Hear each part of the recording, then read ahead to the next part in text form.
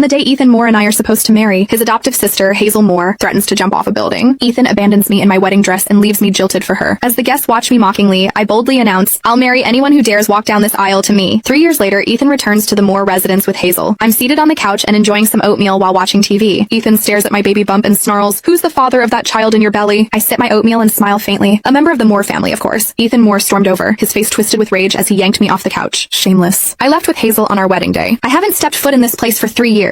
How could that child in your belly be mine? I almost laughed. I never said it was his. He wasn't the only man in the Moore family. Of course, it's not your child. You're not even worthy of being his father, I said. Hazel Moore's face twisted in shock. Audrey Smith, even if Ethan ran away from the wedding, he still left you with the title of Mrs. Moore. You've been living a life of luxury in the Moore family. How could you shamelessly get pregnant with someone else's child? I glanced at her. You're the adopted daughter of the Moore family, and you had the nerve to seduce your own brother. If we're talking about being shameless, who could possibly beat the two of you? Hazel's voice turned pitiful as she looked at Ethan. Ethan, for the past 3 years we've kept things respectful, yet she's carrying someone else's child and cheated on you. The moment he heard her words, Ethan's fury exploded. He raised his hand and slapped me hard across the face. You filthy woman! You get knocked up by someone else and still dare to drag me and Hazel into it? Get out now! He shouted. The sharp pain bloomed across my cheek. My head went blank for a second from the force of the slap. Ethan ran off with Hazel 3 years ago, leaving me alone to face all the whispers and laughter at our wedding. Driven by rage, I called for a groom on the spot. It was his uncle, Jeremiah Moore, who stepped up and married me that same day. In Beaverton City, Jeremiah was known as the Frost King. Everyone has treated me with the utmost respect ever since I married him. After I got pregnant, he spoiled me even more. He wouldn't let a strand of my hair be harmed. Blood would have been spilled if he had known what Ethan had just done. To avoid a full-blown family tragedy, and for the sake of the child in my belly, I said coldly, "If you both leave now, I'll pretend this never happened." However, they didn't appreciate the offer. Hazel lunged forward and yanked my hair. "Ethan, this woman is scared. She wants us to leave now so she can use that child to take everything from the Moores." Ethan snapped. "So that's what this is about. Well, I'm not letting it happen." I twisted away from Hazel's grip and said coldly, "David disowned you the day you two ran off. You had nothing to do with this family from that moment on." Hazel let out a scoff. "That was just Grandpa venting. Ethan's the only grandson of the Moore family. Do you really think he's going to stay disowned forever?" Ethan's expression turned smug. "Grandpa already said everything belongs to me." I placed a hand over my belly, my voice icy. "Not anymore. This child is also a member of the Moore family." I thought I'd made myself perfectly clear. However, Ethan's eyes flared with rage as he stared at me. "So you're planning to pass that illegitimate child off as a Moore? I'll teach you a lesson now." His slap landed even harder this time. I clutched my belly as I collapsed to the floor. Upon seeing the twisted hatred on their faces, panic surged inside me. I couldn't let them hurt the baby. I said desperately, "He is not an illegitimate child. He is..." Before I could say another word, Ethan bent down and grabbed the shattered porcelain bowl of oatmeal off the floor. He shoved the shards and oatmeal straight into my mouth. "Hazel and I have struggled to survive for the past 3 years. Yet you've been leeching off the Moore family, living in comfort with that child in your belly. Well, let me make sure you get your fill today," he barked. I instantly choked, unable to speak. The sharp pieces of porcelain cut into the inside of my mouth and blood gushed across my tongue. I raised a hand to resist, but Hazel stomped her stiletto heel down hard on my hand. Pain shot up my arm and my hand trembled uncontrollably. I couldn't even cry out. Ethan spat in my face after stuffing every bit of that oatmeal into my mouth. He then clapped his hands and stood up. Hazel's stiletto heel shifted toward my swollen belly. Terror gripped me.